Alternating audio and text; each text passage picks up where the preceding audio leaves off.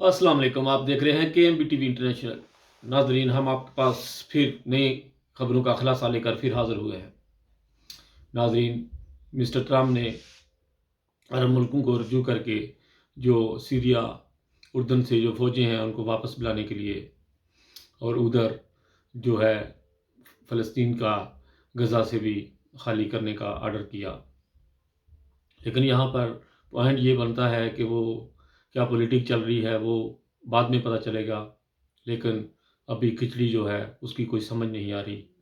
एक तरफ फ़ौजें वापस जा रही हैं, दूसरी तरफ ऊपर से रॉकेट लॉन्च फेंके जा रहे हैं और दुनिया को धूल मचाई जा रही है कि हम लोग जो है वो अमन पसंद जो है वो कर रहे हैं।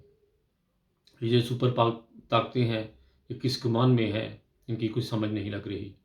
एक तरफ कहते हैं कि हम लोग अमन पसंद हैं और दूसरी तरफ रॉकेट फेंकते हैं, और फिर जो है कहीं खबर दे देते हैं कि हम लोग जो है ये फ़ौजें वापस लेके जा रहे हैं, 1-2 टैंक वापस जा रहे हैं और 10 टैंक वापस आ रहे हैं।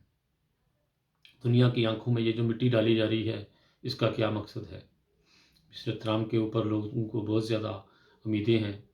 अगर इन्होंने भी इसी तरह पॉलिटिक की तो फिर अमेरिका का भी अल्लाह हाफ़िज़ ही है, क्योंकि आजकल दुनिया जो है बिल्कुल तबाही के मोड़ पर खड़ी है, कहीं भी सुकून नहीं है। तो फिर अल्लाह ताला की जब लाठी जब चलेगी तो फिर सबको जो है वो निस्तनाबूद कर सकती है।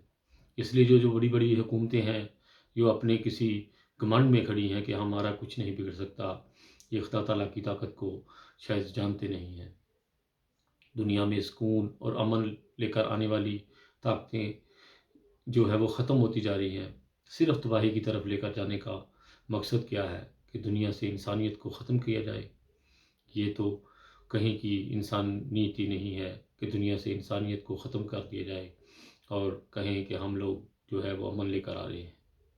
कहीं वो खबर देते हैं कि हम लोग ये 10 टैंक वापस लेके जा रहे हैं और दूसरी तरफ से 50 टैंक अंदर घुस रहे हैं। ये कहाँ की सियासत है? इसी तरह पाकिस्तान की तरफ चलते हैं। पाकिस्तान के हालात बहुत तेज़ी के साथ ख़राब होते जा रहे हैं। वहाँ पे ऐसी ऐसी यूनियन कमेटियाँ बन रही हैं कि आप लोग अंदाज़ा नहीं लगा सकते कि कैसे कैसे हालात हैं पाकिस्तान में। और बिल्कुल हमारा मुल्क जो है डाउन होता जा रहा है दिन ब दिन। इसी के साथ खालिद भट्टी आपसे इजाज़त चाहता है। और कनाडा के हालात भी बहुत ही इस वक्त ख़राब चल रहे हैं। वहाँ पर भी हुकूमत की कोई जो है आगे समझ नहीं आ रही उन लोगों को। बहुत सारी दुआओं के साथ खालिद भट्टी को अपनी दुआओं में याद रखिएगा और मेरी खबरों को ज़्यादा से ज़्यादा आगे शेयर कीजिएगा। ओके जी, खुदा हाफिज़।